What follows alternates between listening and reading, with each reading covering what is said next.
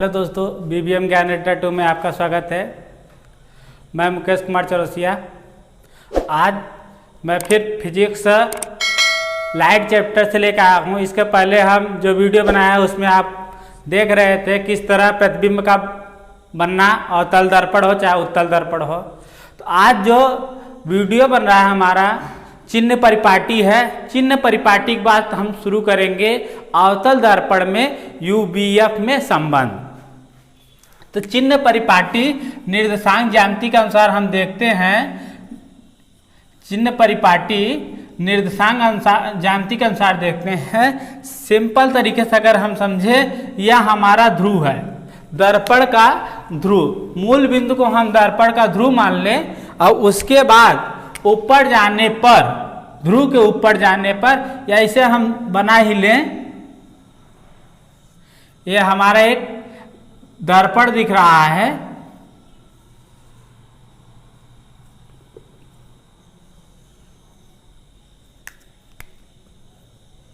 ये हमारा बन गया अवतल दर्पण। और इसके बिंदु को हम क्या मान ले, ध्रुव मान ले। अब यहां से अगर हम ऊपर गए, ऊपर जाने पर हम प्लस लेंगे और नीचे आने पर हम क्या लेंगे, माइनस। ऊपर जाने पर हम प्लस लेंगे, नीचे आने पर माइनस। वहीं दाएं तरफ जाएंगे ध्रुव के तो हम क्या लेंगे, माइनस, बाएं तरफ प्लस। यह हमारा चिन्ह परिपाटी है। अगर हम इस पे बात करेंगे तो आसानी से हम अपने सवालों को हल कर सकते हैं। अब हम देखते हैं चिन्ह परिपाटी हमारा इतना ही था। अगर हम यहाँ पे बात किए इस अक्ष पे, हम ये हमारा x अक्ष होता है और ये y अक्ष होता है। अगर हम x अक्ष के ऊपर जा रहे हैं, मान लीजिए ये वस्तु है, वस्तु की लंबाई तो हम पॉजिटिव लेते हैं, वस्तु की लंबाई तो हम पॉजिटिव लेंगे। अगर x अक्ष के नीचे आ गए तो हम वस्तु की लंबाई या प्रतिबिंब की लंबाई हम निगेटिव लेते हैं। इस तरह हम देखें। अब हम देखेंगे कि अवतल दर्पण द्वारा प्रतिबिंब का बनना, अवतल दर्पण द्वारा प्रतिबिंब का बनना हम पहले देख चुके हैं। अब हम देखेंगे अवतल दर्पण में UVF में संबंध। अवतल दर्पण में UVF में संबंध, अवतल दर्पण द्वारा प्रतिबिंब का बनना।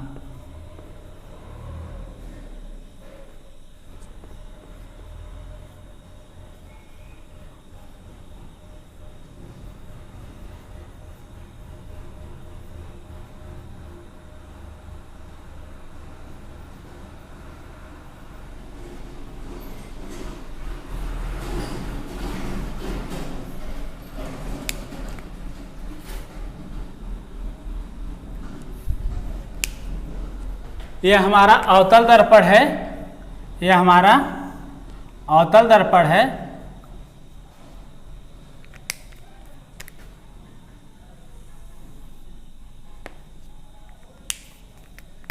यह हमारा वस्तु है,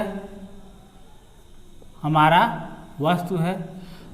हम जानते हैं मुख्य अक्ष के समांतर जाने वाली प्रकाश की किरण, मुख्य अक्ष के समांतर जाने वाली प्रकाश की किरण परावर्तन के बाद मुख्य फोकस से होकर जाती है, मुख्य फोकस से होकर जाती है। वहीं वक्रता केंद्र से होकर जाने वाली प्रकाश किरण, वक्रता केंद्र से होकर जाने वाली प्रकाश किरण पुनः उसी मार्ग में वापस लौट आती है, पुनः उसी मार्ग में वापस लौट आती है। अब हम वस्तु को हम नाम देंगे O डैश, O डैश। वहीं अपने प्रतिबिंब को हम I डैश से व्यक्त करेंगे, I डैश से व्यक्त करेंगे। ये हम जानते हैं ये हमारा ध्रुव है और यहाँ से हम एक लंब डाल दें, क्या डाल दें, अभिलंब डाल दें। इसका भी हम नामकरण कर दें, इसको हम यम कर दें, इसको यन कर दें। यह तरह हम फिर से बात करेंगे। O डैश हमारा प्रतिबिंब है, O डैश हमारा वस्तु है, I डैश हमारा प्रतिबिंब है। O डैश हमारा वस्तु है, I डैश प्रतिबिंब है। और C वक्रता केंद्र है, F C वक्रता केंद्र है, F फोकस बिंदु है, N हम अभिलंब डाले हैं, P हमारा ध्रुव है। अब हम देखते हैं समरूप त्रिभुज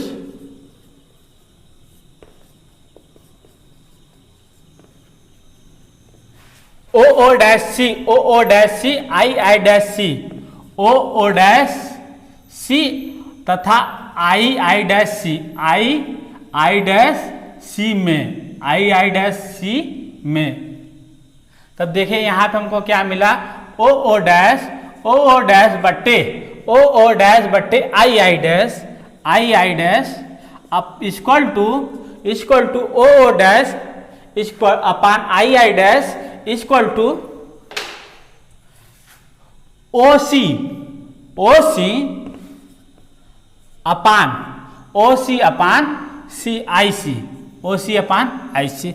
ये हमारा मिला, हमको मिला समीकरण 1, हमको मिला समीकरण 1। इसी तरह समरूप त्रिभुज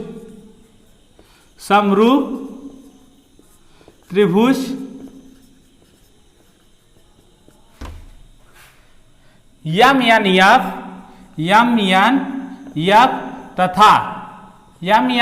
तथा आई डैश यफ में। यहां भी देखेंगे यम एन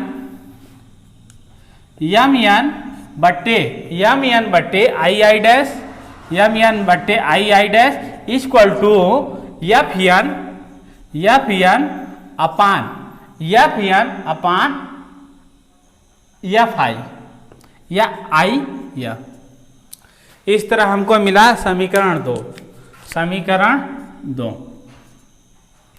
और हम यहां देखेंगे यम एन द्वारक के कारण M N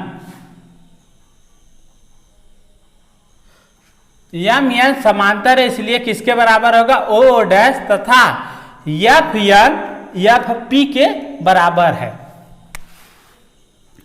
Yama N equal to O dash, चूंकि यह रेखा समांतर है इसलिए M N equal to O dash तथा एफ एन लगभग है एफ पी के, एफ एन लगभग है एफ पी के। तब हम देखेंगे, तब यम एन की जगह हम ओ डैश रखे, O dash upon I dash equal to F N के स्थान पर रख दें हम एफ पी और I F.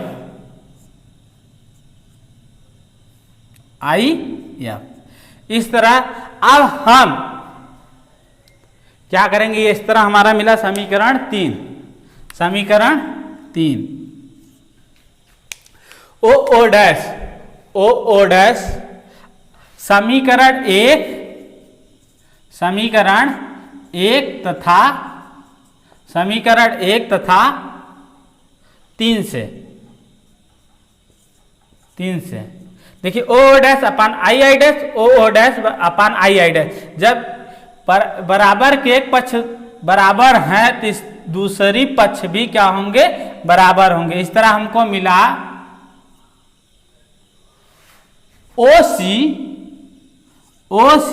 Upon I C equal to F P upon I F. अब हम यहां पर देखेंगे ओसी को हम कर सकते हैं ओपी माइनस सीपी। ओसी बराबर ओपी माइनस सीपी और आईसी को हम कर सकते हैं CP minus IPI, CP minus IP. CP पूरे में से अगर हमको यह दूरी ज्ञात करनी है, पूरे दूरी में से इस दूरी को घटा दे तो दूरी मिल जाएगी CP minus IP. Cp minus Ip, हमें इसका भी मान पता चल गया, इसका भी मान पता चल गया। Fp फोकस दूरी है IF को अगर हमें निकालना है तो पूरे दूरी में से इस दूरी को घटा दे, ये दूरी हमको मिल जाएगी। IF इक्वल टू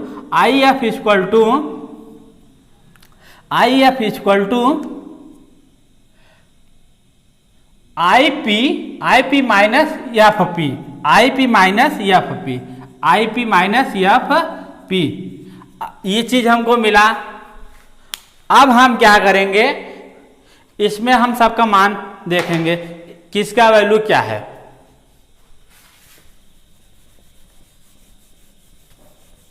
इस तरह अगर हम एक दो बार निगमन कर देंगे फिर कभी नहीं भूलेंगे।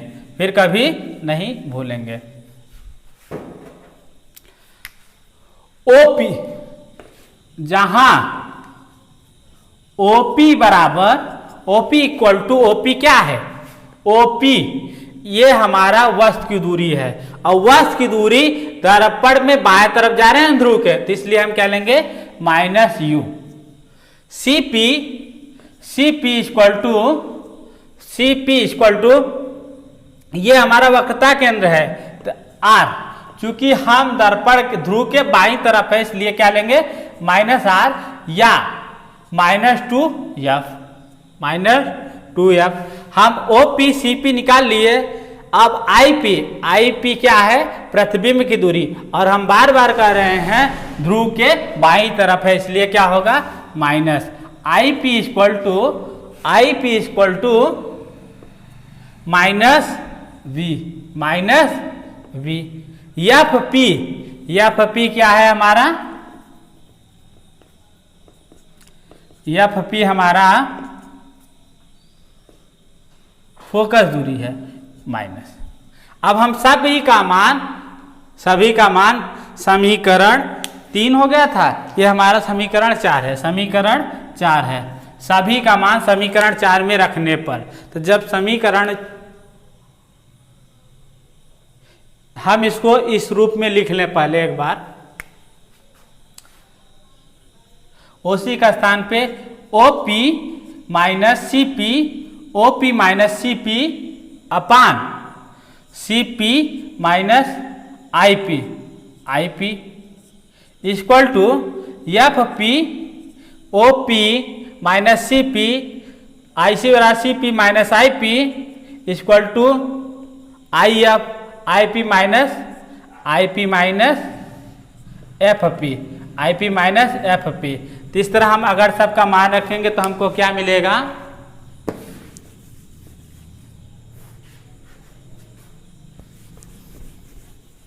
सबका मान रखने पर हमको क्या मिलेगा, OP क्या है -U है, माइनस CP क्या है 2F, माइनस एक पहले से हमारे पास है और एक माइनस हमको फिर से मिल गया। CP हमारा को क्या है -2F। IP क्या है -V है।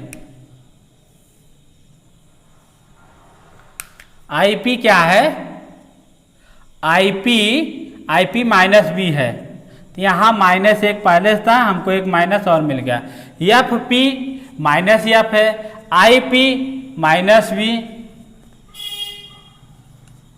FP माइनस था, एक माइनस हमको और मिल गया, यहां से हम तिर्यक गुणा करेंगे तो क्या मिलेगा -V U, तो यहां से हमको क्या मिला UV,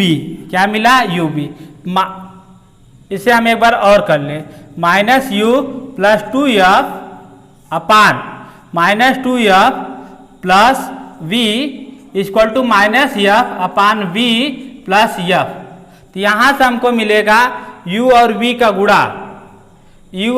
गुणा plus UV -2FV plus minus का गुणा माइनस UF या FU फिर प्लस का प्लस 2F स्क्वायर। हम एक बार इससे इसका गुणा किया, अब इसके बाद इन दोनों से गुणा किए, तो equal to minus plus 2f square और plus minus minus F B minus F B. 2f square से 2f स्क्वायर दोनों तरफ बराबर है, तो इसलिए कैंसिल कर दिए हम। अब हमारे पास क्या बचा, u v माइनस 2f को हम उधर भेज दे बराबर, तो हमको क्या मिलेगा, एफ u v, इसको भी हम दूसरी तरफ पक्षांतर करते हैं, हमको क्या मिला, u v equal to minus F B plus, ये माइनस इस तरफ आया, 2f v माइनस ये प्लस हो गया एफ यू। अब हम जानते हैं u v बराबर minus F B plus 2f B, क्या मिला हमको, F V plus F U plus F U. u v f से दोनों तरफ भाग देने पर, जब हम दोनों तरफ भाग देंगे तो हमको क्या मिलेगा, u v अपान u v f equal to F V upon u v f plus F U upon u v f। तो यहां से हम देखेंगे क्या बच रहा है हमारे पास, u v से u v cancel, F V से F V cancel, F U से एफ यू कैंसिल, क्या बचा हमारे पास, u 1/f equal to 1/u plus 1/v। यह हमारा मिला अवतल दर्पण से, इस तरह हम देखे बहुत सिंपल तरीके से सॉल्व किए। नेक्स्ट वीडियो में हम आपको बताएंगे कि उत्तल दर्पण द्वारा प्रतिबिंब कैसे बनाया जाता है। वीडियो में कुछ दिक्कत हो तो कमेंट बॉक्स में जाकर कमेंट कर सकते हैं। धन्यवाद।